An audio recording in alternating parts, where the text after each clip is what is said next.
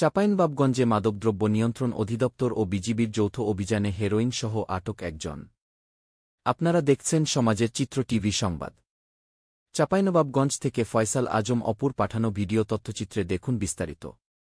গত বৃহস্পতিবার চাঁপাইনবাবগঞ্জ সদর উপজেলার চরবাগডাঙ্গা কাটাপাড়া গ্রামে এক যৌথ অভিযানে হেরোইন উদ্ধার করা হয়। এ সময় নগদ 2,50,000 টাকা উদ্ধার করেন মাদকদ্রব্য নিয়ন্ত্রণ অধিদপ্তর। আটককৃত চোরাকারবাড়ি সদর উপজেলার চরবাগডাঙ্গা কাটাপাড়া গ্রামের আব্দুল কাইয়ুমের ছেলে মোহাম্মদ সাখাওয়াত হোসেন ৩২। এদিন বিকেলে জেলা ডিএনসি কার্যালয়ে এক যৌথ সংবাদ সম্মেলনে এসব তথ্য জানায় মাদকদ্রব্য নিয়ন্ত্রণ অধিদপ্তর ও বিজিবি।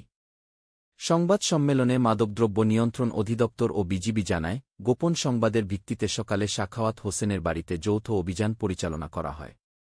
এ সময় বাড়ির মধ্যে থাকা 3 কেজি 300 গ্রাম হেরোইন ও নগদ 2.5 লাখ টাকা সহ সাখাওয়াত হোসেনকে হাতেনাতে আটক করা হয়।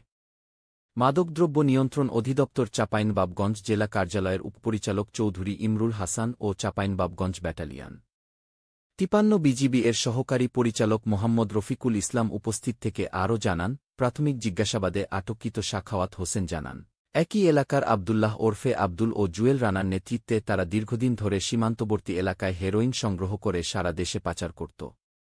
এ ঘটনায় চাঁপাইনবাবগঞ্জ সদর মডেল থানায় মাদক আইনে মামলা করেন মাদকদ্রব্য নিয়ন্ত্রণ অধিদপ্তর।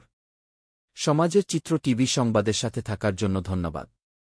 সবার আগের আপনার এলাকার সংবাদ পেতে আমাদের চ্যানেলটিকে সাবস্ক্রাইব, লাইক, ফলো দিয়ে সাথে থাকুন।